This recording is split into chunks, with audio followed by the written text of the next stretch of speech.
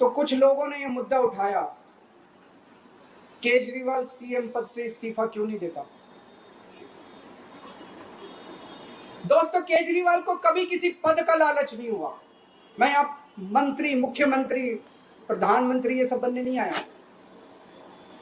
Income tax में commissioner की नौकरी करता था।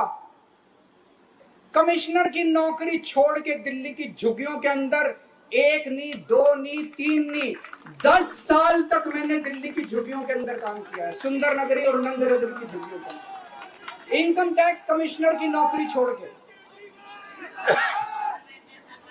जब मेरे को दिल्ली की जनता ने पहली बार सीएम बनाया, असूलों के ऊपर 49 दिन के अंदर सीएम पद से इस्तीफा दे दिया था। एक चपरासी की नौकरी कोई नहीं छोड़ता। सीएम बनने के लिए लोग अपना दायां हाथ कटाने के लिए तैयार होते हैं।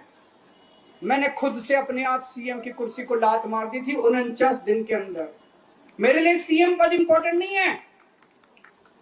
आज मैंने सीएम पद से इस्तीफा क्यों नहीं दिया जेल जाने के बाद।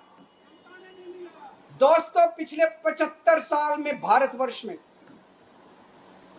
इतने राज्यों के चुनाव हुए, दिल्ली के अंदर सबसे ऐतिहासिक बहुमत से आम आदमी पार्टी जीती। 55-56% वोट, एक बार 67 सीट, एक बार 62 सीट। इतने भारी बहुमत से आज तक कोई राज्य की सरकार 75 साल में नहीं जीती। इतने भारी बहुमत से जीतने के बावजूद झूठा केस, अब उनको पता है वो हमें हरा नहीं सकते दिल्ली के अंदर। उन्हें पता है अगले 20 साल तक दिल्ली में आम आदमी पार्टी को कोई नहीं हरा सकता। तो उन्होंने एक षड्यंत्र रचा, राजनीतिक षड्यंत्र रचा। केजरीवाल को झूठे केस में जेल भेज दो, केजरीवाल को इस्तीफा देना पड़ेगा, केजरीवाल की सरकार गिर जाएगी। उन्होंने एक षड्यंत्र रचा। मैंने कहा मैं भी इस्तीफा नहीं दूंगा। तुम अगर जनतंत्र को जेल में कैद करोगे तो जनतंत्र जेल से चला के दिखाएंगे। दोस्तों, सरकार भी जेल से चला के दिखाएंगे। कतई इस्तीफा तुम्हारे ट्रैप में फंसने वाले नहीं हैं। ये अगर हेमंत सोरेन साहब को भी इस्तीफा नहीं देना चाहिए था, जेल से सरकार चलानी चाहिए। अगर हमने इस्तीफा दे दिया, ये तो बड़ा अच्छा इनके लिए। जिस राज्य के अंदर ये चुनाव हारेंगे उसके मुख्यमंत्री को पकड़ के जेल में डाल दो, सरकार गिरा दो। उसके मुख्यमंत्री को पकड़ के जेल में डाल दो, सरकार। आज मैं अगर दिल्ली की जेल के अंदर रह के दिल्ली की जेल से इस्तीफा नहीं दे रहा, वो इस तानाशाही के खिलाफ संघर्ष कर रहा हूं, इसको समझ लेना। केजरीवाल को किसी पद का लालच नहीं है। सीएम तो 100 सीएम की कुर्सी देश के नाम कुर्बान हो गई। मुझे पता चला हमारी आम आदमी पार्टी एक छोटी सी पार्टी है, 2 राज्यों के अंदर है, अभी 10 साल पुरानी पार्टी है।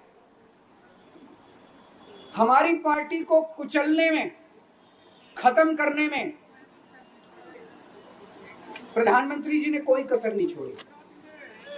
एक साथ हमारी पार्टी के 4 टॉप के नेता जेल भेज दिए एक साथ।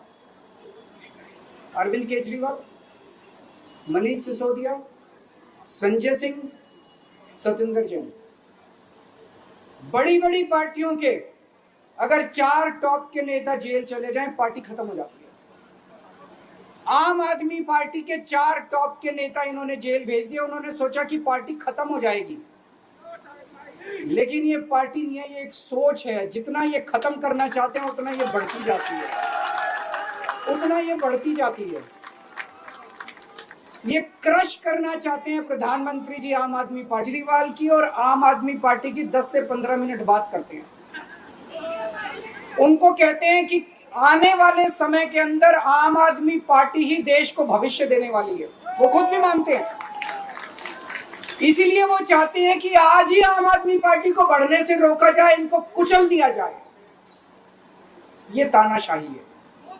अगर उनको लगता है कि आम आदमी पार्टी आने वाले समय में बीजेपी को चैलेंज देने वाली है, आप अच्छे काम करो, आप देश को भविष्य दो। आज आपकी सरकार है केंद्र के अंदर, आप देश के लिए काम करोगे, आम आदमी पार्टी को कोई पूछेगा ही नहीं। लेकिन आप कुछ काम नहीं करो और आम आदमी पार्टी को कुचल दो, ये जनतंत्र नहीं है। ये इस देश की जनता पसंद नहीं करती। इन्होंने आम आदमी पार्टी को कुचलने में कोई कसर नहीं छोड़ी। छोटे से लोग हैं हम लोग, छोटी सी पार्टी है। 75 साल के अंदर इस कदर किसी पार्टी को और उसके नेताओं को प्रताड़ित नहीं किया गया जिस तरह से प्रधानमंत्री मोदी जी ने आम आदमी पार्टी को प्रताड़ित करने की कोशिश की है।